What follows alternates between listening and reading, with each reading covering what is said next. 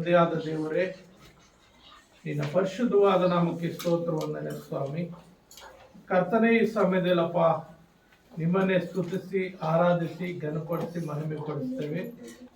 ಈ ಸಮಯದಲ್ಲಿ ವಾಕ್ಯ ಭಾಗ ಹೋಗುವಾಗ ಪರಿಶುದ್ಧಾತ್ಮ ದೇವರೇ, ನೀವು ನನ್ನೊಟ್ಟಿಗಿದ್ದು ನೀವು ಮಾತನಾಡುವಾಗ ನಾವೆಲ್ಲರೂ ನಿನ್ನ ವಾಕ್ಯವನ್ನು ಕೇಳುವಾಗೆ, ನಿನ್ನ ವಾಕ್ಯದ ಪ್ರಕಾರ ನಡೆಯುವಾಗೆ, ಬೇಕಾಗಿರುವಂಥ ಆತ್ಮಿಕ ಆಶೀರ್ವಾದ ಹೊಂದಿಕೊಳ್ಳುವ ಹಾಗೆ ನೀವು ತಾನೇ ಸಹಾಯ ಮಾಡಿ ಆಶೀರ್ವದಿಸಬೇಕೆಂದು ಯೇಸುವಿನ ನಾಮದಲ್ಲಿ ಪ್ರಾರ್ಥಿಸುತ್ತೇನೆ ತಂದೆಯೇ.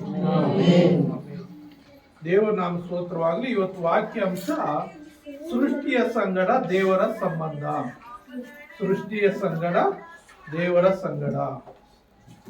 ಸಂಬಂಧ ಎಂಬ ವಾಕ್ಯವನ್ನು ನಾವು ಧ್ಯಾನ ಮಾಡಿಕೊಳ್ಳೋಣ. ಈ ಆದಿಕಾಂಡದಲ್ಲಿ ನಾವು 18ನೇ ಅಧ್ಯಾಯ 23 ವಚನದಿಂದ 30 ವಚನಗಳಲ್ಲಿ ಅಲ್ಲಿ ಅಬ್ರಾಹಮನೊಟ್ಟಿಗೆ ದೇವರು ಒಂದು ಸಂಬಂಧ ಬೆಳೆಸ್ಕೊಂಡು ದೇವರ ಹತ್ರ ಕೆಲವು ವಿಷಯಗಳು ಮಾತಾಡ್ತಾರೆ. ಅಂದ್ರೆ ದೇವರು ಸೃಷ್ಟಿ ಮಾಡಿರುವಂತ ಸೃಷ್ಟಿ ಅಬ್ರಾಹಮನಾಗಿದ್ದಾನೆ. ಆ ಅಬ್ರಾಹಮನೊಟ್ಟಿಗೆ ಕೆಲವು ಮಾತುಗಳು ದೇವರು ಅಲ್ಲಿ ಮಾತನಾಡ್ತಾರೆ. ಆ ಮಾತನಾಡುವಂತ ಮಾತುಗಳು ಯಾವ ರೀತಿ ಇರ್ತದೆ, ಹೇಗಿರ್ತದೆ ಎಂಬುದಾಗಿ ನಾವು ಧ್ಯಾನ ಮಾಡಿಕೊಳ್ಳೋಣ. ನಾವು 17ನೇ ವಚನದಿಂದ 19ನೇ ವಚನದಲ್ಲಿ ಕೆಲವು ಮಾತುಗಳನ್ನು ನಾವು ಓದ್ಕೊಳ್ಳೋಣ. ಆದಿಕಾಂಡ 18ನೇ ಅಧ್ಯಾಯ 17ರಿಂದ 19 ವಚನಗಳಲ್ಲಿ ನಾವು ಕೆಲವು ಮಾತುಗಳು ಮಾತಾಡಿಕೊಳ್ಳೋಣ. ಆಗ ಯೆಹೋವನು ತನ್ನೊಳಗೆ, ನಾನು ಮಾಡಬೇಕೆಂದಿರುವ ಕಾರ್ಯವನ್ನು ಅಬ್ರಹಾಮನಿಗೆ ಮರೆ ಮಾಡೋದು ಸರಿಯೋ? ಅವನಿಂದ ಬಲಿಷ್ಠವಾದ ಮಹಾಜನಾಂಗವು ಹುಟ್ಟಬೇಕಲ್ಲ. ಅವನ ಮೂಲಕ ಭೂಮಿಯ ಎಲ್ಲಾ ಜನಾಂಗಗಳಿಗೂ ಆಶೀರ್ವಾದ ಉಂಟಾಗುವುದಲ್ಲ. ಅವನು ತನ್ನ ಪುತ್ರ ಪೌತ್ರರಿಗೆ, ನೀವು ನ್ಯಾಯ ನೀತಿಗಳನ್ನು ನಡೆಸಿ ಯೆಹೋವನ ಮಾರ್ಗವನ್ನು ಅನುಸರಿಸಬೇಕೆಂದು ಬೋಧಿಸುವಂತೆ ಅವನನ್ನು ನಾನು ಆದುಕೊಂಡೇನಲ್ಲ. ಅವನು ಹೀಗೆ ಮಾಡೋದರಿಂದ ಯೆಹೋವನಾದ ನನ್ನ ವಾಗ್ದಾನವು ನೆರವೇರುವುದು ಅಂದುಕೊಂಡೆನು. ಇಲ್ಲಿ ದೇವರು ಅಬ್ರಾಹಮನನ್ನು ಕರೆದು ಅಬ್ರಾಹಮನ ಹತ್ರ ಒಂದು ಒಡಂಬಡಿಕೆ ಮಾಡಿಕೊಂಡಿರ್ತಾರೆ. ನಿನ್ನ ಸಂತಾನವನ್ನ ನಾನು ಅಭಿವೃದ್ಧಿ ಮಾಡ್ತೀನಿ, ನಿನ್ನ ಸಂತಾನವನ್ನ ನಾನು ಹೆಚ್ಚಿಸ್ತೀನಿ ಅಂತೇಳಿ. ಅದಕ್ಕೆ ಇಲ್ಲಿ ಸೊದೋಮ ಗೊಮೋರ ಪಟ್ಟಣದಲ್ಲಿ ಏನಾಗುತ್ತಂದ್ರೆ ತುಂಬಾ ಪಾಪಿಷ್ಟಿ ಜನರು ಇರ್ತಾರೆ, ತುಂಬಾ ದುರ್ಮಾರ್ಗದಲ್ಲಿ ಜೀವಿಸ್ತಾ ಇರ್ತಾರೆ. ಚಿಕ್ಕವರು ದೊಡ್ಡವರು ಅನ್ನದೇ ಎಲ್ಲರೂ ಪಾಪ ಮಾಡೋರಾಗಿರ್ತಾರೆ. ಶಾರೀರಿಕವಾದ ಸಂಬಂಧಗಳು ಜಾಸ್ತಿ ಇರ್ತದೆ. ಪುರುಷರು ಶರೀರ ಈ ರೀತಿ ಶಾರೀರಿಕವಾದ ಸಂಬಂಧಗಳು, ದೇವರಿಗೆ ವಿರುದ್ಧವಾದ ಪಾಪಗಳನ್ನ ಈ ಒಂದು ಪ್ರಾಂತದಲ್ಲಿ ಅವ್ರು ಮಾಡ್ತಾ ಇರ್ತಾರೆ. ಅಂತ ಸಂದರ್ಭದಲ್ಲಿ ದೇವ್ರು ಏನ್ ಮಾಡ್ತಾನೆ ಅಂದ್ರೆ ಸೊದೋಮ್ ಗೊಮೋರ ನಾಶ ಮಾಡ್ಬೇಕು ಅಂತ ತೀರ್ಮಾನ ಮಾಡ್ಕೊಂಡಾಗ ಅವಾಗ ಅಬ್ರಾಹಮನು ನೆನಪಾಗ್ತಾನೆ. ಯಾಕಂದ್ರೆ ಅಬ್ರಾಹಮನ ಹತ್ರ ಒಂದು ಒಡಂಬಡಿಕೆ ಮಾಡ್ಕೊಂಡಿದ್ದೀನಿ, ಅವನಿಂದ ಮಹಾ ಜನಾಂಗ ಉಂಟಾಗಬೇಕು ಅಂತ ನಾನು ತೀರ್ಮಾನ ಮಾಡ್ಕೊಂಡಿದ್ದೀನಲ್ಲ. ಈ ಒಂದು ಸಂದರ್ಭದಲ್ಲಿ ನಾನು ಈ ದೇಶವನ್ನು ಹಾಳು ಮಾಡಿದ್ರೆ ಎಷ್ಟು ಒಳ್ಳೆಯದು. ಹಾಗಾಗಿ ನಾನು ಅಬ್ರಾಹಮನ ಹತ್ರ ಅವನ ಹತ್ರ ತಿಳಿಸ್ಬಿಟ್ಟು ನಾನು ಮುಂದಿನ ಯೋಚನೆ ಮಾಡ್ಕೊಳ್ಳೋಣ ಅಂತ ಆಲೋಚನೆ ಮಾಡುವಾಗ ಅವ್ರ ಅಬ್ರಾಹಮನು ದೇವ್ರ ಹತ್ರ ಮಾತನಾಡೋದಕ್ಕಾಗಿ ಪ್ರಾರ್ಥನೆ ಮಾಡೋದಕ್ಕಾಗಿ ನಿಂತ್ಕೊಳ್ತಾನೆ. ಯಾವ ರೀತಿ ಪ್ರಾರ್ಥನೆ ಮಾಡ್ತಾನೆ ಅಂದ್ರೆ ಅಲ್ಲಿ ಸೊದೋಮ್ ಗೊಮೋರ ಪಟ್ಟಣಗಳನ್ನ ಸಂಪೂರ್ಣವಾಗಿ ಸುಟ್ಟು ನಾಶ ಮಾಡ್ತೀನಿ ಅಂತ ದೇವರ ಒಂದು ಆಲೋಚನೆ ಮಾಡ್ಕೊಳ್ಳುವಾಗ ಅಲ್ಲಿ ಅಬ್ರಹಾಮನು ಏನ್ ಮಾಡ್ತಾನೆ ಅಂದ್ರೆ ದೇವರ ಹತ್ರ ಪ್ರಾರ್ಥನೆ ಮಾಡೋದಕ್ಕೆ ನಿಂತ್ಕೊಳ್ತಾನೆ. ಯಾವ ರೀತಿ ಅಂದ್ರೆ, ಸ್ವಾಮಿ, ಈ ಒಂದು ಪಟ್ಟಣದಲ್ಲಿ ಎಲ್ಲರೂ ಪಾಪಿಗಳಂತ ಯಾಕೆ ನಡೆಸ್ತೀಯ? ಒಂದ್ ವೇಳೆ ಈ ಪಟ್ಟಣದಲ್ಲಿ 50 ಜನ ಇದ್ರೆ, ಒಳ್ಳೆಯವರಿದ್ರೆ 50 ಜನ ನೋಡಾದ್ರೂ ನೀನು ದೇಶ ಉಳಿಸ್ಬೇಕಲ್ಲ. ಎಲ್ಲ ದೇಶನ ನಾಶ ಮಾಡಿದ್ರೆ ಹೆಂಗ್ ಹೇಳಿದ್ರೆ ಅವಾಗ ದೇವ್ರು ಹೇಳ್ತಾನೆ, ನೋಡು, 50 ಜನ ಈ ಒಂದು ಪ್ರಾಂತದಲ್ಲಿದ್ರೆ ಈ ಜನರನ್ನೆಲ್ಲ ಬಿಟ್ಟು ಬಿಡ್ತೀನಿ, ಯಾರನ್ನು ನಾನು ಸಾಯಿಸೋದಿಲ್ಲ ಅಂತ ಹೇಳುವಾಗ, ಸ್ವಾಮಿ ನಿನ್ನ ಹತ್ರ ಇನ್ನೂ ಸ್ವಲ್ಪ ಮಾತಾಡಕ್ ನಿಂತ್ಕೊಳ್ತೀನಿ ಅಂತೇಳಿ ಮತ್ತೆ ಇನ್ನೊಂದು ವಿಜ್ಞಾಪನೆ. ಒಂದು ವೇಳೆ 45 ಜನ ಇದ್ರೆ ಈ ದೇಶ ನಾಶ ಮಾಡ್ತೀಯ, 45 ಜನ ಇದ್ರು ನಾಶ ಮಾಡೋದಿಲ್ಲ. 40 ಜನ ಇದ್ರು ನಾಶ ಮಾಡಲ್ಲ. 35 ಜನ ಇದ್ರು ನಾಶ ಮಾಡಲ್ಲ. ಒಂದು ವೇಳೆ 30 ಜನ, ಒಂದು ವೇಳೆ 20 ಜನ, ಒಂದು ವೇಳೆ 15 ಜನ, ಒಂದು ವೇಳೆ 10 ಜನ ಇದ್ರು ನಾಶ ಮಾಡ್ತೀಯ.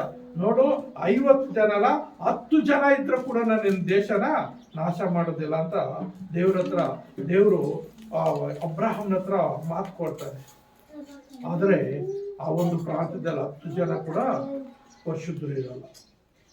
ಈ ಗೌರಿಬಿದನೂರು ಪಟ್ಟಣ ಅಂದ್ಕೊಡ್ರಿ, ಈ ಪಟ್ಟಣದಲ್ಲಿ ಇಷ್ಟು ಜನ ಇರುವಾಗ 10 ಜನ ಕೂಡ ನೀತಿವಂತರಿರಲ್ಲ. ಅಷ್ಟು ಪಾಪಿಗಳಾಗಿ ಜೀವಿಸ್ತಾ ಇರ್ತಾರ ಆ ಪ್ರಾಂತ್ಯದಲ್ಲಿ ಇರುತ್ತದೆ. ಕೊನೆಗೆ ದೇವರ ಉಗ್ರತೆ ಬಂದ್ಬಿಡ್ತಾರೆ. ಉಗ್ರತೆ ಬರುವಾಗ ಅವಾಗ ಏನ್ ಮಾಡ್ತಾನೆ ಅಂದ್ರೆ, ಅಲ್ಲಿ ಲೋಟ ಮತ್ತು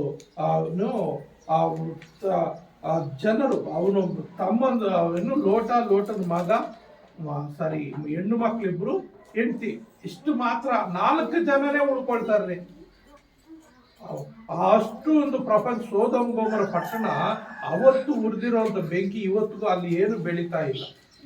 ಅಂದರೆ ದೇವರ ಶಾಪ, ಬೆಂಕಿ ಗಂಧಕಗಳು ಉರಿಸಿ ಆ ಒಂದು ಪ್ರದೇಶ ಸುಟ್ಟು ಅದನ್ನೇನ್ ಮಾಡಿದಾರೆ, ಜನರಿಗೆ ಸಾಕ್ಷಿಯಾಗಿ ಇಟ್ಟಿದ್ದಾನೆ. ಈಗಲೂ ಅನೇಕರು ಹೋಗ್ತಾರಲ್ಲಿ, ಹೋಗಿ ನೋಡ್ಕೊಂಡು ಬರ್ತಾರೆ. ಒಂದು ಗಿಡ ಕೂಡ ಬೆಳೆಯಲ್ಲ ಅಲ್ಲಿ, ಒಂದು ಮೊಳಕೆ ಕೂಡ ಬೆಳೆಯಲ್ಲ. ಆ ಸೋದೋಮ್ ಗೊಮೋರ ಪಟ್ಟಣಗಳ ಪಕ್ಕದಲ್ಲೇ ಮೃತ ಸಮುದ್ರ ಇರೋದು. ಅಂದ್ರೆ ಆ ಮೃತ ಸಮುದ್ರ ಯಾರಾದ್ರೂ ನನ್ಗೇನೋ ಕಷ್ಟ ಆಗ್ಬಿಟ್ಟಿದೆ, ನಾನು ಹೋಗಿ ಸಾಯ್ಬೇಕು ಅಂತ ಹೋಗಿ ಆ ನೀರಲ್ಲಿ ಬಿದ್ರೆ ಸಾಯಲ್ಲ, ತೇಲ್ತೀವಿ, ಆಚೆ ಹೊಡ್ಕೊಂಡು ಬರ್ತೀವಿ. ಒಳಕ್ಕೆ ಹೋಗಿ ಮುಳುಗಿದ್ರು ಕೂಡ ಆಚೆ ಹೊಡ್ಕೊಂಡು ಬರ್ತೀವಿ. ಕಾರಣ ಅಲ್ಲಿ ಉಪ್ಪಿನಾಂಶ ಜಾಸ್ತಿ ಇದೆ. ಆ ಸಮುದ್ರದಲ್ಲಿ ಯಾವ ಪ್ರಾಣಿನೂ ಬದುಕಲ್ಲ, ಯಾವ ಪ್ರಾಣಿನೂ ಜೀವಿಸಲ್ಲ, ಮನುಷ್ಯರು ಕೂಡ ಅಲ್ಲಿ ಸಾಯೋದಿಲ್ಲ.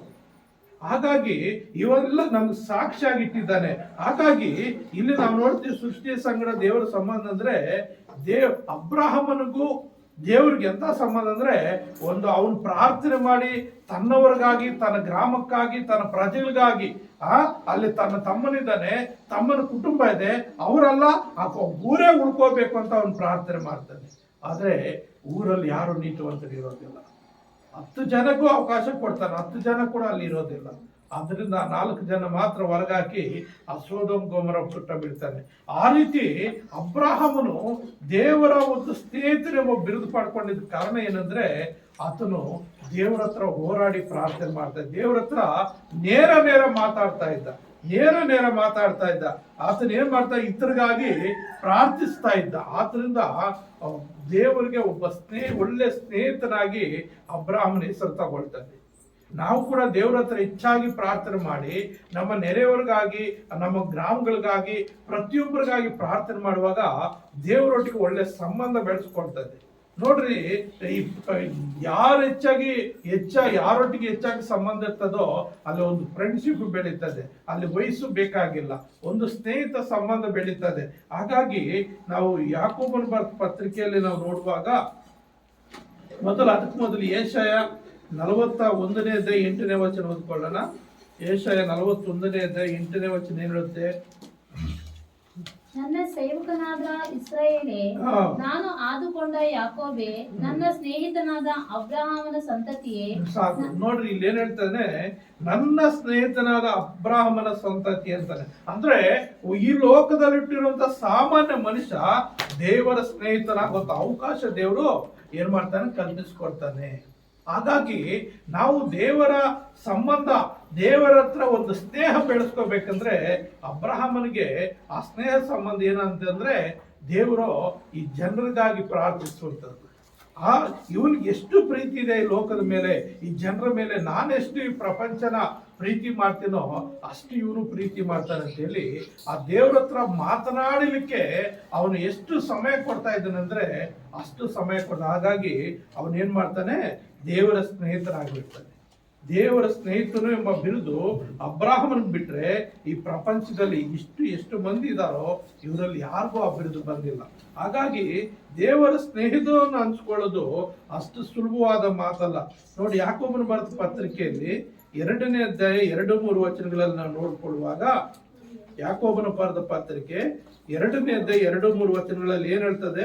ಹೇಗೆಂದರೆ ಒಬ್ಬ ಮನುಷ್ಯನು ಚಿನ್ನದ ಉಂಗುರವನ್ನು ಶೋಭಾಯಮಾನವಾದ ವಸ್ತ್ರಗಳನ್ನು ಹಾಕಿಕೊಂಡು ನಿಮ್ಮ ಸಭಾಮಂದಿರದೊಳಗೆ ಬರಲು ಮತ್ತು ಒಬ್ಬ ಬಡ ಮನುಷ್ಯನು ಹೀನವಾದ ಬಟ್ಟೆ ಹಾಕಿಕೊಂಡು ಬರಲು ನೀವು ಶೋಭಾಮಾನವಾದ ವಸ್ತ್ರಗಳನ್ನು ಧರಿಸಿಕೊಂಡಿರುವವನನ್ನು ಮರ್ಯಾದೆಯಿಂದ ನೋಡಿ ಅವನಿಗೆ ನೀವು ಇಲ್ಲಿ ಈ ಸುಖಾಸನದ ಮೇಲೆ ಕುಳಿತುಕೊಳ್ಳಿರಿ ಎಂತಲೂ ಆ ಬಡ ಮನುಷ್ಯನಿಗೆ ನೀನು ಅಲ್ಲಿ ನಿಂತುಕೋ, ಇಲ್ಲವೇ ನನ್ನ ಕಾಲ್ಮಣೆಯ ಹತ್ತಿರ ನೆಲದ ಮೇಲೆ ಕುಳಿತುಕೋ ಎಂತಲೂ ಹೇಳಿದರೆ ನೀವು ನಿಮ್ಮಲ್ಲಿ ಭೇದ ಭಾವ ಮಾಡುವವರಾಗಿ ಅನ್ಯಾಯವಾದ ತೀರ್ಪನ್ನು ಮಾಡುವವರಾಗಿದ್ದೀರಲ್ಲ.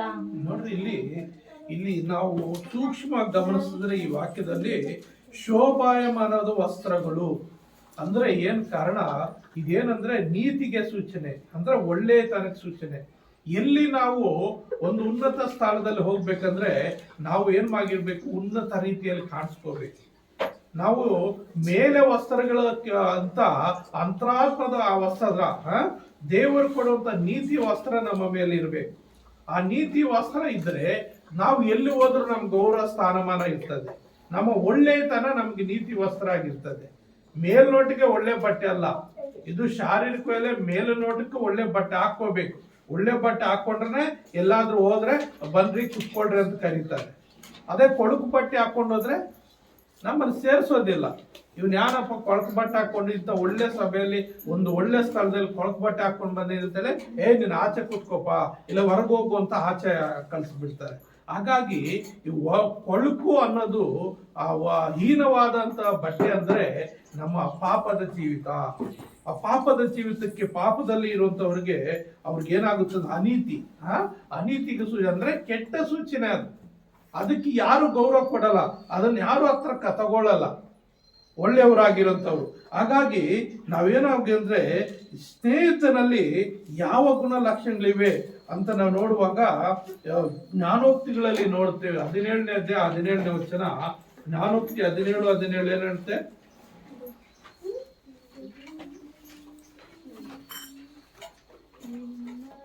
ಮಿತ್ರನ ಪ್ರೀತಿಯು ನಿರಂತರ, ಸಹೋದರನ ಜನ್ಮವು ಆಪತ್ತಿನಲ್ಲಿ ಸಾರ್ಥಕ. ನೋಡ್ರಿ, ಮಿತ್ರನ ಪ್ರೀತಿಯು ನಿರಂತರ ಅಂದ್ರೆ ಮಿತ್ರನಂದ್ರೆ ಸ್ನೇಹಿತರು. ಆ ಸ್ನೇಹಿತರ ಪ್ರೀತಿ ನಿರಂತರವಾಗಿರ್ತದೆ. ಅಂದ್ರೆ ದೇವರು ನಮ್ಮನ್ನ ಸ್ನೇಹಿತರಾಗಿ ಕರಿಬೇಕು ಅಂತ ಆಸೆ. ಯೇಸು ಕ್ರಿಸ್ತನ್ ಕೂಡ ಕೆಲವು ಕಡೆ ನಾನು ನಿಮ್ಮನ್ನ ಸ್ನೇಹಿತರು ಅಂತ ಹೇಳ್ತೀನಿ ಅಂತಾನೆ, ಹಾಳುಗಳು ಅಂತ ಹೇಳೋದಿಲ್ಲ. ನೀವು ನನ್ನ ಸ್ನೇಹಿತ. ಯಾಕೆಂದ್ರೆ ತಂದೆ ತಾಯಿಗಳೊಟ್ಟಿಗೆ ಇರುವಂತ ಸಂಬಂಧ ಅಲ್ಲ, ಬಂಧು ಮಿತ್ರರಲ್ಲಿರುವಂತ ಸಂಬಂಧ ಅಲ್ಲ, ಅಣ್ಣ ತಮ್ಮ ಅಕ್ಕ ತಂಗಿರೊಟ್ಟಿಗೆ ಇರುವಂತ ಸಂಬಂಧ ಅಲ್ಲ. ಸ್ನೇಹಿತರ ಸಂಬಂಧನೇ ಡಿಫ್ರೆಂಟ್ ಆಗಿರ್ತದೆ. ಸ್ನೇಹಿತರ ಹತ್ರ ಅವ್ರು ಚಿಕ್ಕವರಾಗ್ಲಿ ದೊಡ್ಡವರು ಯಾವ ಮುಚ್ಚು ಮರೆಯಲ್ಲದೆ ಎಲ್ಲವನ್ನ ಹಂಚ್ಕೊಂಡಿರ್ತಾರೆ. ಎಲ್ಲಾದ್ರೂ ಏನಾದ್ರೂ ತಪ್ಪುಗಳು ನಡೆದ್ರೆ, ಎಲ್ಲಾದ್ರೂ ಏನಾದ್ರೂ ಹೆಚ್ಚು ಕಡಿಮೆಗಳಾದ್ರೆ ಅವರು ಪೊಲೀಸರು ಕಾನೂನು ಫಸ್ಟ್ ಗುರ್ತೋದ್ರೆ ಅವ್ರ ಸ್ನೇಹಿತರು ಯಾರು, ಅವ್ರು ಯಾರೊಟ್ಟಿಗೆ ಸಂಪರ್ಕ ಇಟ್ಕೊಂಡಿದ್ರು, ಯಾರ ಜೊತೆಯಲ್ಲಿದ್ರು, ಅವ್ರನ್ನ ಇಟ್ಕೊಂಡ್ರೆ ಎಲ್ಲ ಗೊತ್ತಾಗ್ಬಿಡ್ತದೆ. ಒಬ್ಬ ಕಳ್ಳತನ ಮಾಡೋಗಿರ್ತಾನೆ ಅನ್ಕೊಂಡ್ರೆ ಆ ಕಳ್ಳನ ಸ್ನೇಹಿತರು ಯಾರ್ಯಾರಿದ್ರು, ಇಲ್ಲ ಅವನ ಹತ್ರ ಮೊಬೈಲ್ ಇತ್ತು, ಆ ಮೊಬೈಲ್ ಅಲ್ಲಿ ಯಾರೊಟ್ಟಿಗೆ ಸಂಪರ್ಕ ಜಾಸ್ತಿ ಮಾಡ್ತಾ ಇದ್ದ ಅದನ್ನು ಕಂಡುಹಿಡಿತಾರೆ. ಅಂದ್ರೆ ಸ್ನೇಹಿತರಿಗೆ ಅವ್ರಿಗೆಲ್ಲ ಗೊತ್ತಿರುತ್ತೆ. ಕುಟುಂಬದಲ್ಲಿ ಗೊತ್ತಾಗೋದಿಲ್ಲ, ಮಕ್ಕಳೊಟ್ಟಿಗೆ ಗೊತ್ತಾಗೋದಿಲ್ಲ, ತಂದೆ ತಾಯಿಗೆ ಗೊತ್ತಾಗೋದಿಲ್ಲ, ಯಾರಿಗೂ ಗೊತ್ತಾಗಲ್ಲ, ಸ್ನೇಹಿತರಿಗೆ ಗೊತ್ತಾಗುತ್ತೆ. ಅಂದ್ರೆ ಅವರಿಬ್ಬರು ಏನಾಗುತ್ತೆ, ಒಂದೇ ಶರೀರವಾಗಿ ಒಂದೇ ದೇಹವಾಗಿರೋ ರೀತಿಯಲ್ಲಿ, ಒಂದೇ ಪ್ರಾಣವಾಗಿ ರೀತಿಯಲ್ಲಿ ವರ್ತಿಸ್ತಾ ಇರ್ತಾರೆ.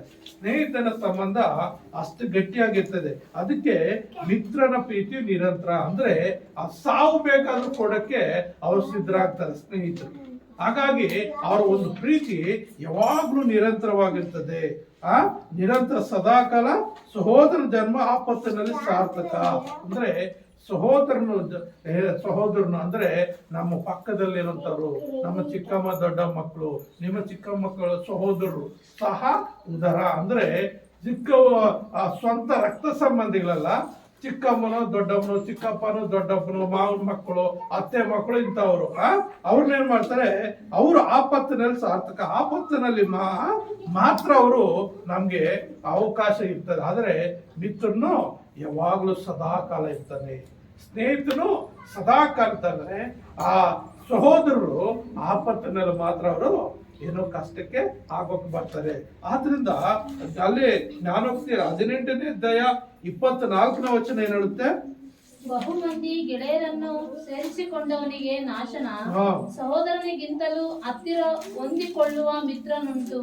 ನೋಡಿ, ಬಹುಮಂದಿ ಗೆಳೆಯರನ್ನು ಸೇರಿಸಿಕೊಂಡವನಿಗೆ ನಾಶನ ಅಂದ್ರೆ ಹೆಚ್ಚಾದ ಸ್ನೇಹಿತರು ಮಾಡ್ಕೊಳ್ಳುವಂತವ್ರಿಗೆ ಅವರ ಜೀವಿತ ಯಾವತ್ತಿದ್ರು ಮುಡ್ಪೇನ ನಾನೇನು ನಾಶನಂತೆ. ಅವನು ಯಾವತ್ತು ಏನಾದ್ರೂ ಅಪಾಯಕ್ಕೆ ಸಿಕ್ಕಾಕೊಳ್ತಾನೆ, ಕಷ್ಟಕ್ಕೆ ಒಳಗಾಗ್ತಾನೆ, ಶೋಧನೆಗೆ ಒಳಗಾಗ್ತಾನೆ.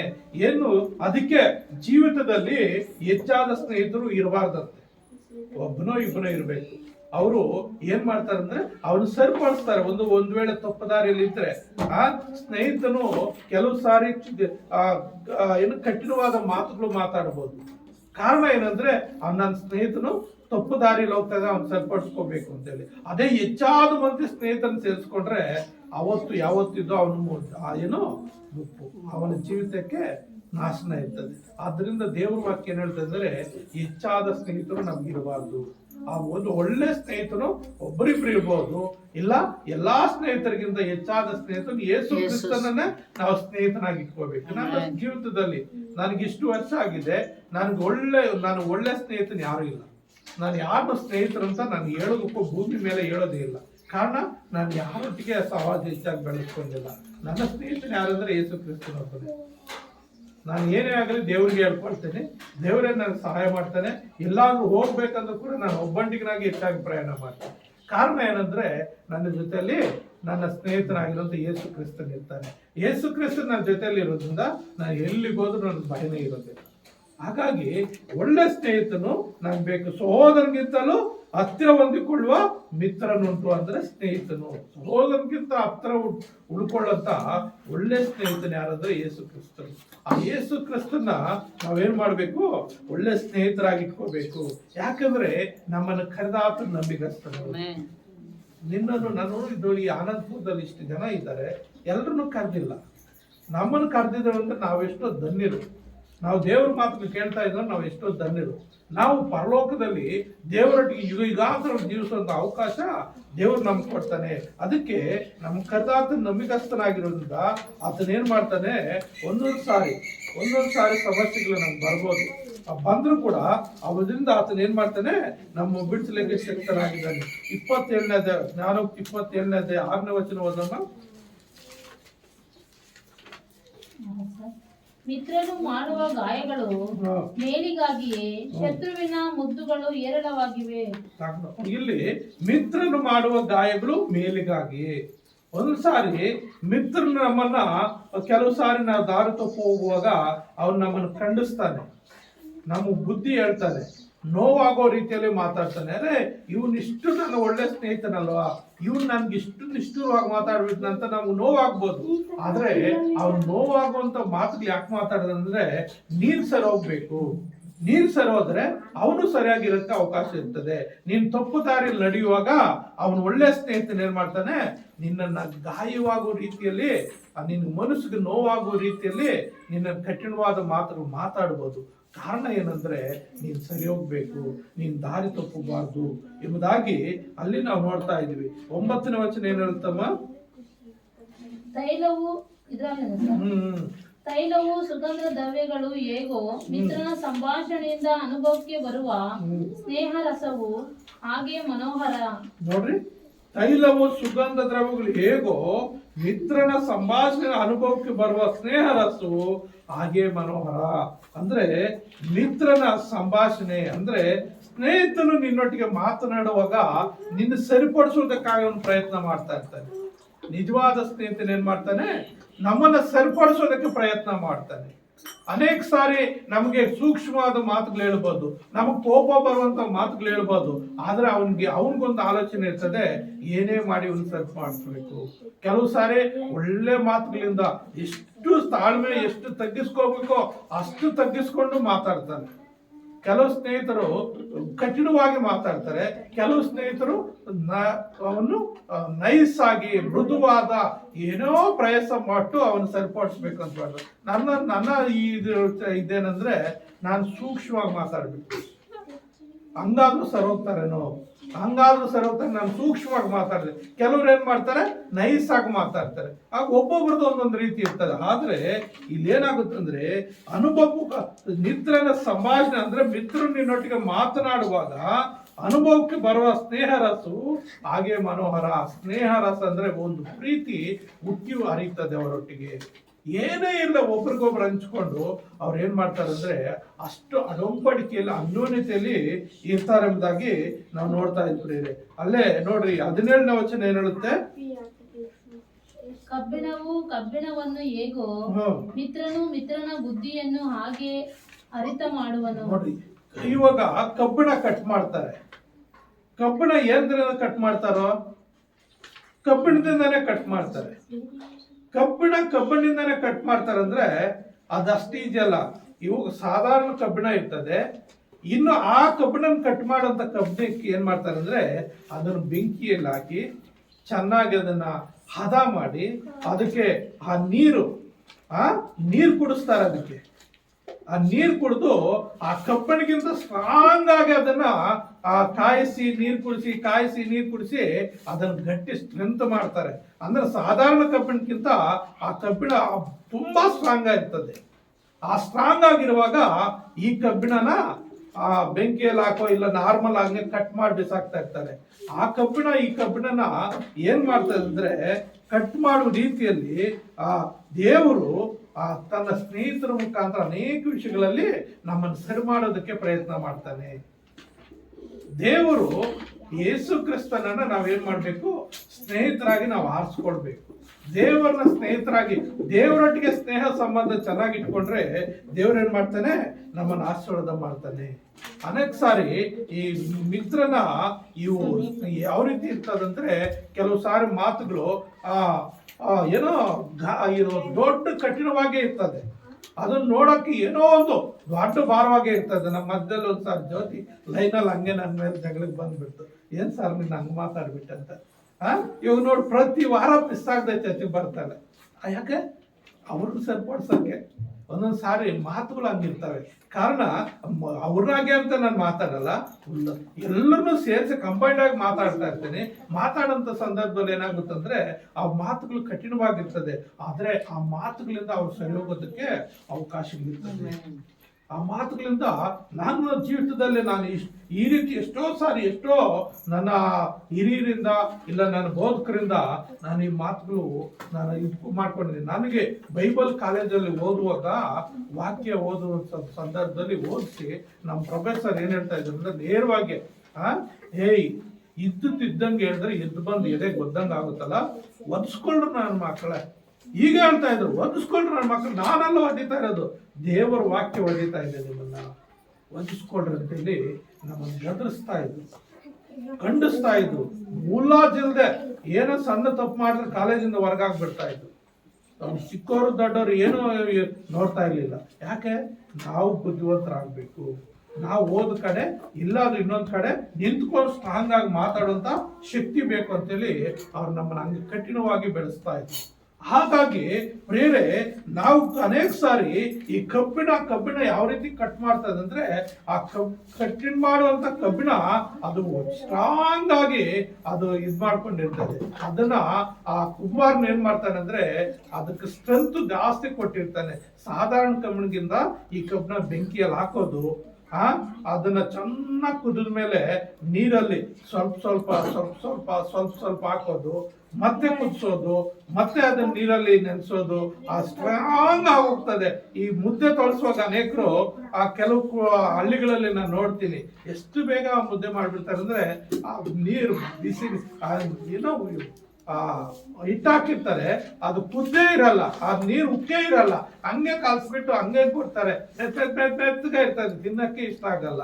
ಅದೇ ಕೆಲವ್ರು ಏನ್ ಮಾಡ್ತಾರೆ, ಅದನ್ನ ಹಿಟ್ಟಾಕಿ ಚೆನ್ನಾಗಿ ಉಪ್ಪು ಬರಂಗ್ ಮಾಡಿ ಒಂದ್ಸಾರಿ ಕಲಸಿ ಮತ್ತೆ ಬೆಂಕಿಯಲ್ಲಿ ಹಾಕಿ ಇನ್ನೊಂದ್ ಸಾರಿ ಕಲಸಿ ಚೆನ್ನಾಗಿ ಕಲಸಿ ಆ ಮುದ್ದೆ ಮಾಡುವಾಗ ಎಷ್ಟು ಚೆನ್ನಾಗಿರುತ್ತೆ ಅಂದ್ರೆ ಆ ನಾರು ಬಂದಂಗೆ ಇರ್ತದೆ.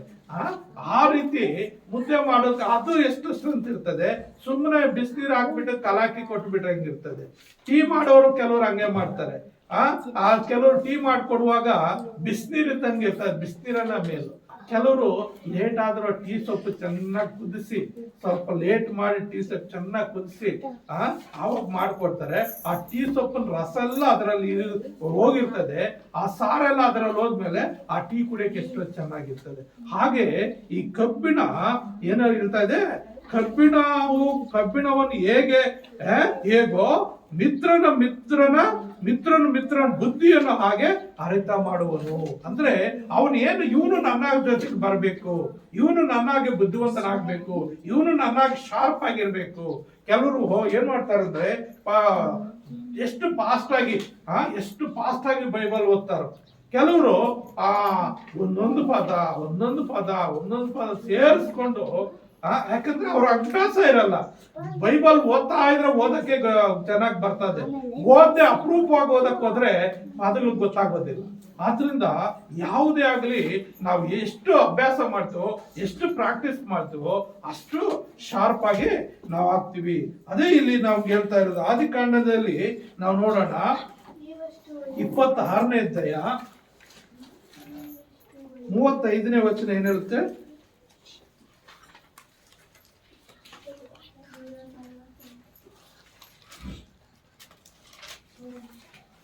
25ನೇ ಅಧ್ಯಾಯ 26ನೇ ಅಧ್ಯಾಯ.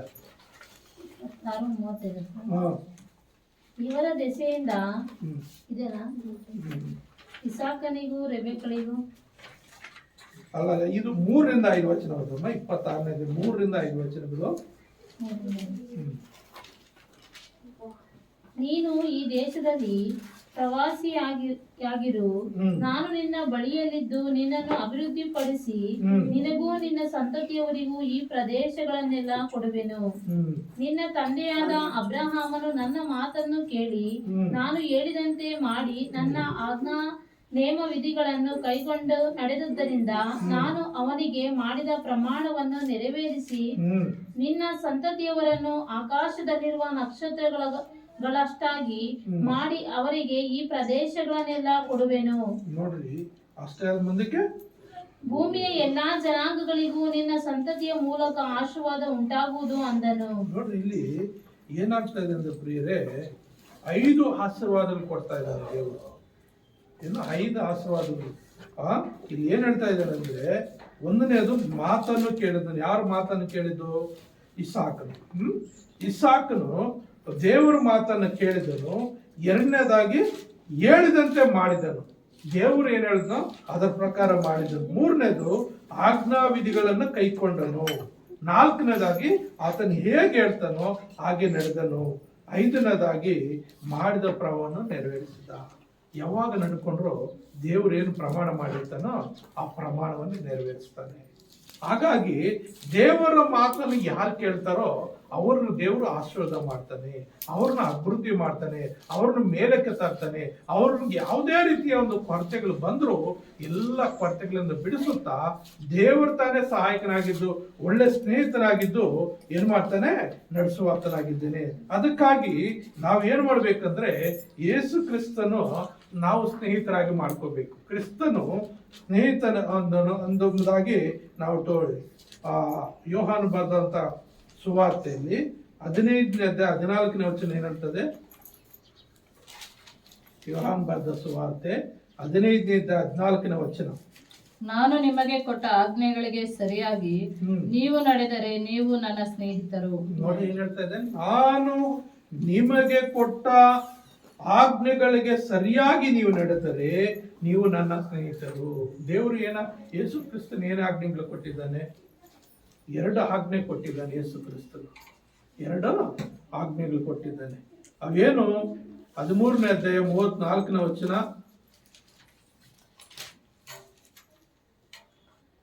ನಾನು ನಿಮಗೆ ಒಂದು ಹೊಸ ಆಜ್ಞೆಯನ್ನು ಕೊಡುತ್ತೇನೆ, ಏನೆಂದರೆ ನೀವು ಒಬ್ಬರನ್ನೊಬ್ಬರು ಪ್ರೀತಿಸಬೇಕು. ನಾನು ನಿಮ್ಮನ್ನು ಪ್ರೀತಿಸಿದ ಮೇರೆಗೆ ನೀವು ಸಹ ಒಬ್ಬರನ್ನೊಬ್ಬರು ಪ್ರೀತಿಸಬೇಕು ಎಂಬುದೇ. ಇದು 2ನೇ ಆಜ್ಞೆ. 1ನೇ ಆಜ್ಞೆ ಮಾರ್ಕನ ಬರೆದ ಸುವಾರ್ತೆಯಲ್ಲಿ 12ನೇ ಅಧ್ಯಾಯ 38ನೇ ವಚನ.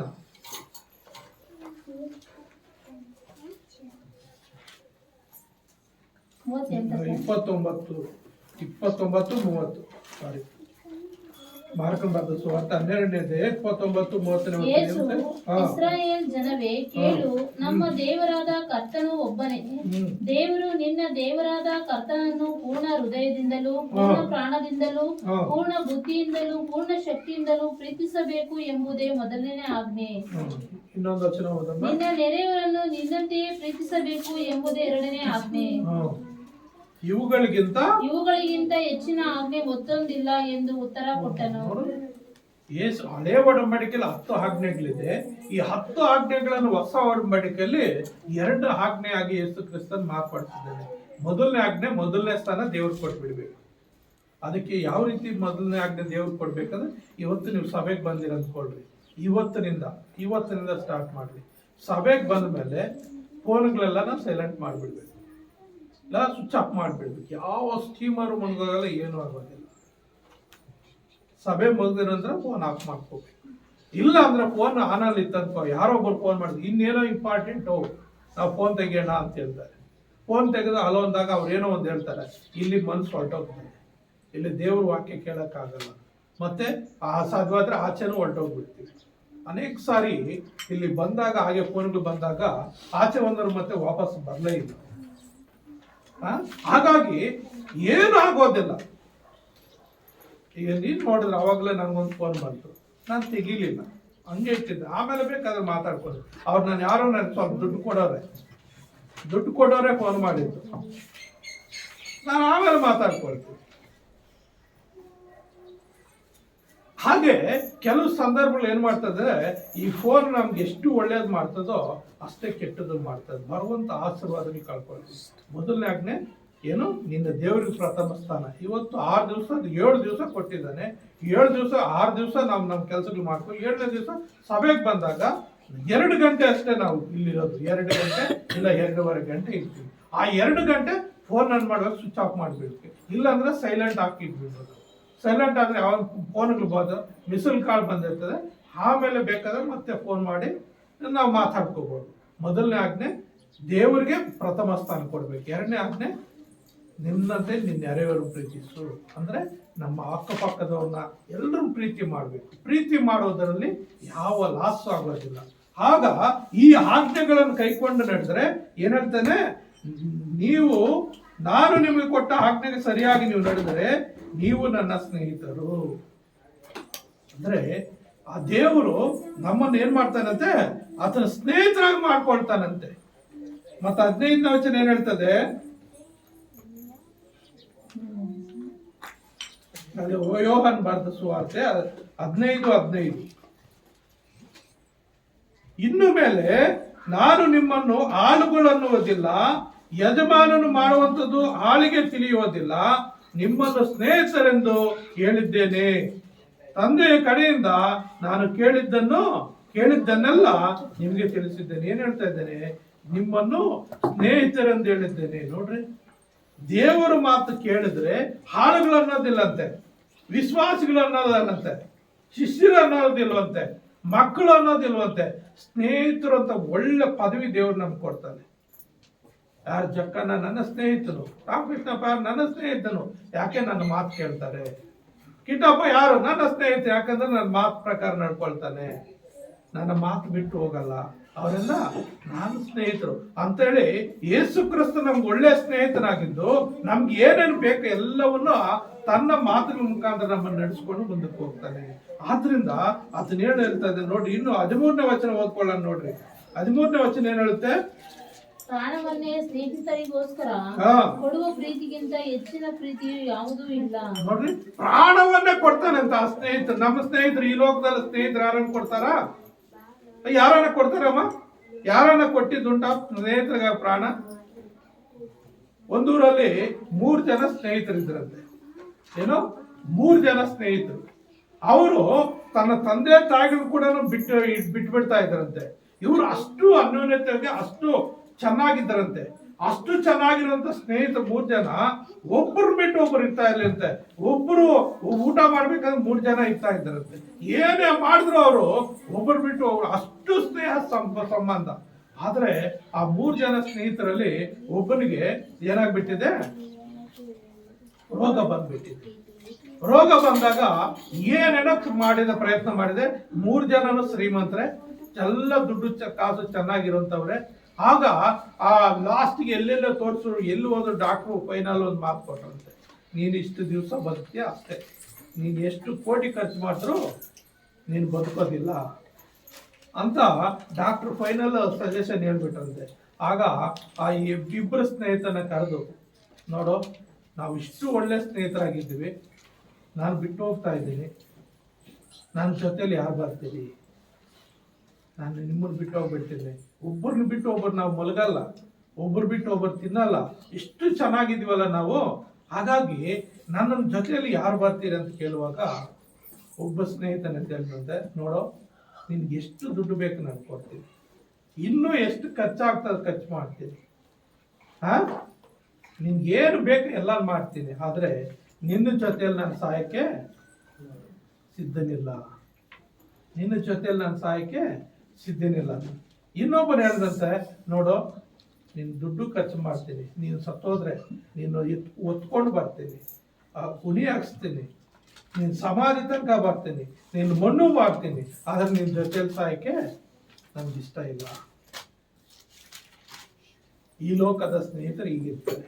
ಆದ್ರೆ ಇಲ್ಲಿ ಯೇಸು ಕ್ರಿಸ್ತನ ಹೇಳ್ತಾನೆ, ಪ್ರಾಣವನ್ನು ಸ್ನೇಹಿತರಿಗೋಸ್ಕರ ಕೊಡುವ ಪ್ರೀತಿಗಿಂತ ಹೆಚ್ಚಿನ ಪ್ರೀತಿ ಯಾವುದಿಲ್ಲ. ಅದಕ್ಕೆ ಇದು ನಿನ್ನನ್ನು ನಾನು ಪ್ರೀತಿಸಿದ ನನ್ನ ಸ್ನೇಹಿತ ನಮ್ಮ ಏಸಪ್ಪ ಏನ್ ಮಾಡ್ದ, ಪ್ರಾಣವನ್ನೇ ಕೊಟ್ಟ, ಪ್ರಾಣವನ್ನೇ ನಿನಗೋಸ್ಕರ ನನಗೋಸ್ಕೊಟ್ಟ. ಅದಕ್ಕೆ ನನ್ನ ಒಂದು ಸ್ನೇಹಿತನಾಗಿ ನಾನು ಒಂದು ಹಾಡು ಬರೆದಿದ್ದು, ಈ ಒಂದು ವಾಕ್ಯ ಹಿಡಿದು, ನನಗೆ ಈ ಲೋಕದಲ್ಲಿ ಯಾರು ಸ್ನೇಹಿತರಿಲ್ಲ, ನನಗೆ ಕಷ್ಟ ಬಂದ್ರು ಸುಖ ಬಂದ್ರು ಏನೇ ಬಂದ್ರು ನನ್ನ ಸ್ನೇಹಿತನ ಯೇಸು ಕ್ರಿಸ್ತನ. ಅದಕ್ಕೆ ಸ್ನೇಹಿತ ಸ್ನೇಹಿತ ನನ್ನೇಸು ಸ್ನೇಹಿತ, ಸ್ನೇಹಿತ ಸ್ನೇಹಿತ ನನ್ನೇಸು ಸ್ನೇಹಿತ, ಕೈ ಬಿಡದಂತ ಸ್ನೇಹಿತ, ಕಾಯುವಂತ ಸ್ನೇಹಿತ, ಕೈ ಬಿಡದಂತ ಸ್ನೇಹಿತ, ಕಾಯುವಂತ ಸ್ನೇಹಿತ, ನನಗಾಗಿ ಪ್ರಾಣ ಕೊಟ್ಟ ನಿಜವಾದ ಸ್ನೇಹಿತ, ನನಗಾಗಿ ಪ್ರಾಣ ಕೊಟ್ಟ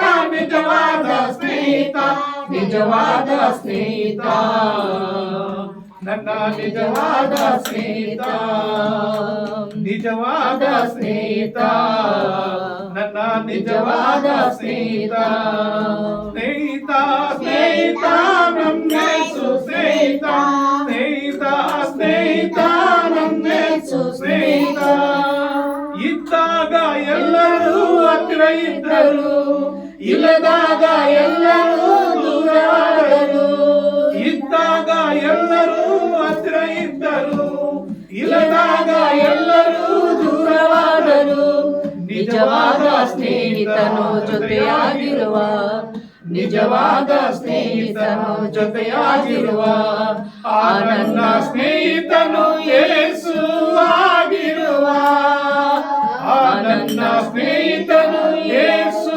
ಆಗಿರುವ. ಈ ಹಾಡು ನೀವು ಯೂಟ್ಯೂಬ್ ಅಲ್ಲಿ ಕೇಳಬಹುದು. ಯೂಟ್ಯೂಬ್ ಅಲ್ಲಿ ನಾನು ಬಿಟ್ಟಿದ್ದೀನಿ, ಎಷ್ಟೋ ಸಾವಿರಾರು ಜನ ಅದು ನೋಡ್ತಾ ಇದ್ದಾರೆ. ಅಂದ್ರೆ ನಿಜವಾದ ಸ್ನೇಹಿತನು ಯೇಸು ಕ್ರಿಸ್ತನೊಬ್ಬನೇ. ಈ ಲೋಕದಲ್ಲಿ ಯಾರು ನಮ್ಗೆ ಸ್ನೇಹಿತರಿಲ್ಲ. ಅದಕ್ಕಾಗಿ ಆ ದೇವಾದಿ ದೇವನು ಈ ಸೃಷ್ಟಿ ಮಾಡಿದ ಸೃಷ್ಟಿಯ ಸಂಗಡ ಆತ ನಮ್ಮನ್ನ ಸಂಬಂಧ ಇಟ್ಕೊಳ್ಳೋದು. ಎಂತ ಸಂಬಂಧ? ಸ್ನೇಹಿತನ ಸಂಬಂಧ. ಪ್ರಿಯ ನನ್ನ ಸಹೋದರ ಸಹೋದರಿ, ಅದಕ್ಕಾಗಿ ನಾವೇನ್ ಮಾಡ್ಬೇಕು? ಆ ಸ್ನೇಹಿತನ ಸಂಬಂಧದೊಟ್ಟಿಗೆ ನಾವು ಜೀವಿಸಬೇಕು. ಈ ಲೋಕದಲ್ಲಿ ಸ್ನೇಹಿತರಿಗೋಸ್ಕರ ಪ್ರಾಣ ಕೊಟ್ಟಿದಂದ್ರೆ ಯೇಸು ಕ್ರಿಸ್ತನೊಬ್ಬನೇ, ಇನ್ಯಾರು ಈ ಲೋಕದಲ್ಲಿ ಕೊಟ್ಟಿಲ್ಲ. ಹಾಗಾಗಿ ಅಂತ ಸ್ನೇಹಿತನಿಗೆ ನಾವೇನ್ ಮಾಡ್ಬೇಕು? ಆತನ ಮಾತನ್ನು ಕೇಳಿ ಅಂತ ಒಳ್ಳೆ ಸ್ನೇಹಿತನ ಸಂಬಂಧ, ಅಂತ ಒಳ್ಳೆ ಸ್ನೇಹಿತನ ಸಹವಾಸ ನಾವು ಮಾಡಿ ಅಂತ ಒಳ್ಳೆ ಸ್ನೇಹಿತನ ಜೊತೆಗೆ ನಾವು ಜೀವಿಸೋಣ. ದೇವ್ರ ನಾಮ ಸ್ತೋತ್ರವಾಗ್ಲಿ. ಆದ್ರಿಂದ ಏನ್ ಮಾಡ್ತೇವೆ? ದೇವರ ವಾಕ್ಯವನ್ನ ನಾವು ಕೇಳುವಾಗ, ದೇವ್ರ ವಾಕ್ಯಾನುಸಾರವಾಗಿ ನಾವು ನಡೆಯುವಾಗ ದೇವ್ರ ಏನ್ ಮಾಡ್ತಾನೆ? ನಮ್ಮನ್ನು ನಡೆಸಲಿಕ್ಕಿದ್ದಾನೆ. ಕೊನೆಯ ವಚನ ಯೋಹಾನ ಬರೆದ ಸುವಾರ್ತೆ 8ನೇ ಅಧ್ಯಾಯ 31-32ನೇ ವಚನದಲ್ಲಿ ಏನ್ ಹೇಳ್ತದೆ? 31-32ನೇ ವಚನದಲ್ಲಿ ಆಗ ನೋಡಿ. ಯೇಸು ಹಾ ತನ್ನನ್ನು ನಂಬಿದ ಯೋಧರಿಗೆ, ಹಾ ನೀವು ನನ್ನ ವಾಕ್ಯದಲ್ಲಿ ನೆಲೆಗೊಂಡವರಾದರೆ ನಿಜವಾಗಿ ನನ್ನ ಶಿಷ್ಯರಾಗಿದ್ದು ಸತ್ಯವನ್ನು ತಿಳಿದುಕೊಳ್ಳುವಿರಿ ಮತ್ತು ಸತ್ಯವು ನಿಮ್ಮನ್ನು ಬಿಡುಗಡೆ ಮಾಡುವುದು ಎಂದು ಹೇಳಿದನು. ಆಮೇಲೆ ನೋಡ್ರಿ, ನೀವು ನನ್ನ ವಾಕ್ಯದಲ್ಲಿ ನೆಲೆಗೊಂಡಿರೋರಾದರೆ ಅಂದ್ರೆ ದೇವರ ಮಾತನ್ನು ಯಾರು ಕೇಳಿ ದೇವರ ಮಾತನುಸಾರ ಯಾರು ಜೀವಿಸ್ತಾರೋ ಅವರು ನೆಲೆಗೊಂಡಿರೋದಾದ್ರೆ ನಿಜವಾಗಿ ನನ್ನ ಶಿಷ್ಯರಾಗಿದ್ದು ಸತ್ಯವನ್ನು ತಿಳಿದುಕೊಳ್ಳುವಿರಿ ಮತ್ತು ಸತ್ಯವು ನಿಮ್ಮನ್ನ ಬಿಡುಗಡೆ ಮಾಡುವುದು. ಬಿಡುಗಡೆ ಮಾಡೋದು ಖಂಡಿತ. ಯಾರು ದೇವರ ವಾಕ್ಯ ಕೇಳಿ ವಾಕ್ಯದ ಪ್ರಕಾರ ನಡೀತಾರೋ ಅವರು ದೇವರಿಗೆ ಸ್ನೇಹಿತರಾಗಿರ್ತಾರೆ, ದೇವ್ರ ಶಿಷ್ಯರಾಗಿರ್ತಾರೆ ಮತ್ತು ದೇವರು ಅವ್ರಿಗೋಸ್ಕರ ಪ್ರಾಣನ ಕೊಟ್ಟಿದ್ದಾನೆ. ನಿನಗೋಸ್ಕರ ನನಗೋಸ್ಕರ ಪ್ರಾಣ ಕೊಟ್ಟಿದ್ದಾನೆ. ಅಂತ ಒಳ್ಳೆ ಸ್ನೇಹಿತನ ಯಾರು ಇಲ್ಲಮ್ಮ ನಮ್ಗೆ ಲೋಕದಲ್ಲಿ. ಹಾಗಾಗಿ ಅಂತ ಒಳ್ಳೆ ಸ್ನೇಹಿತನಾದ ಯೇಸು ಕ್ರಿಸ್ತನನ್ನ ನಾವು ಸ್ವಂತ ರಕ್ಷಕನಾಗಿ ಒಳ್ಳೆ ಸ್ನೇಹಿತನಾಗಿ ಇಟ್ಕೊಳ್ಳೋಣ. ಆತ ನಮ್ಮನ್ನು ನಮ್ಮ ಜೀವಿತ ಕಾಲವೆಲ್ಲ ನಮ್ಗೆ ಒಳ್ಳೆ ಸ್ನೇಹಿತನಾಗಿದ್ದು ನಮ್ಮನ್ನು ನಡೆಸಲಿಕ್ಕಿದ್ದಾನೆ ಅಂತ ದೇವಾದಿಗೆ ಸ್ತೋತ್ರವಾಗ್ಲಿ. ಪ್ರಾರ್ಥನೆ ಮಾಡಿಕೊಳ್ಳೋಣ. ಪ್ರೀತಿಯುಳ್ಳ ಯೇಸಯ್ಯ, ನಿನ್ನ ಪರಿಶುದ್ಧವಾದ ನಮ್ಮ ಸ್ತೋತ್ರವದನೆಪ್ಪ. ಹೌದು ಸ್ವಾಮಿ, ನೀನು ಸೃಷ್ಟಿ ಮಾಡಿದರೆ ಈ ಸೃಷ್ಟಿಯ ಸಂಗಡ ನೀನು ಸಂಬಂಧ ಇಟ್ಕೊಂಡು ಒಳ್ಳೆ ಸ್ನೇಹಿತನ ಸಂಬಂಧ ಇಟ್ಕೊಂಡು ಅಬ್ರಹಾಮನ ಒಳ್ಳೆ ಸ್ನೇಹನಂದೆ ಸ್ವಾಮಿ. ಅಪ್ಪ, ಮನುಷ್ಯ ಕುಮಾರನಾಗಿ ಲೋಕಕ್ಕೆ ಬಂದು ಸ್ವಾಮಿ ನಮ್ಮನ್ನ ಸ್ನೇಹಿತರಂತ ಹೇಳಿದೆ ಸ್ವಾಮಿ. ನಮಗೋಸ್ಕರ ನೀನು ಪ್ರಾಣವನ್ನೇ ಕೊಟ್ಟಿದ್ದ ಸ್ವಾಮಿ. ಇಂಥ ಸ್ನೇಹ ಸಂಬಂಧ ಈ ಲೋಕದಲ್ಲಿ ಇರಲಿಲ್ಲ ಸ್ವಾಮಿ. ಹಾಗಾಗಿ ಕರ್ತನೇ, ಈ ಲೋಕದ ಸಂಬಂಧಗಳೆಲ್ಲ, ಈ ಲೋಕದ ಸ್ನೇಹಿತರೆಲ್ಲ ನಶ್ವರ ಸ್ವಾಮಿ. ಇವರೆಲ್ಲ ಇರುವಾಗ ಮಾತ್ರ ಸ್ನೇಹಿತರು ಸ್ವಾಮಿ. ಆದ್ರೆ ಇದ್ದರೂ ಇಲ್ಲದಿದ್ರು ಎಲ್ಲಾ ಸಮಯಗಳಲ್ಲಿ ಎಲ್ಲಾ ಸಂದರ್ಭಗಳಲ್ಲಿ ಒಳ್ಳೆ ಸ್ನೇಹಿತನಾಗಿ ನಮ್ಮನ್ನು ನಡೆಸುವಂತ ದೇವರು ನೀವೆಂಬುದಾಗಿ ಅಪ್ಪ, ನೀವೇ ನಮ್ಗೆ ಒಳ್ಳೆ ಸ್ನೇಹಿತರಾಗಿದ್ದು ನಮ್ಮ ನಡೆಸಬೇಕೆಂಬುದಾಗಿ ಈ ಮಾತನ್ನು ಕೇಳುವ ಎಲ್ಲರಪ್ಪ ನಿನ್ನನ್ನು ಸ್ವಂತ ರಕ್ಷಕನಾಗಿ ಒಳ್ಳೆ ಸ್ನೇಹಿತನಾಗಿ ಇಟ್ಟುಕೊಂಡು ಸ್ನೇಹಿತರ ಸಂಬಂಧದಲ್ಲಿ ಎಲ್ಲರೂ ಜೀವಿಸುವ ಹಾಗೆ ನೀನ್ ತಾನೇ ಸಹಾಯ ಮಾಡಿ ಆಶೀರ್ವದಿಸಬೇಕೆಂದು ನಜರೇತಿನ ಯೇಸುವಿನ ನಾಮದಲ್ಲಿ ಪ್ರಾರ್ಥಿಸುತ್ತೇನೆ ತಂದೆ. ఏమైనా చేయగలవు, కథమొత్తం మార్చగలవు, నీ నామముకే మహిమంతా తెచ్చుకుందువు. ఏమైనా చేయగలవు, కథమొత్తం మార్చగలవు, నీ నామముకే మహిమంతా తెచ్చుకుందువు. యేసయ్యా యేసయ్యా, నీకే నీకే సాధ్యము. యేసయ్యా యేసయ్యా, నీకే నీకే సాధ్యము. యేసయ్యా యేసయ్యా, నీకే నీకే సాధ్యము.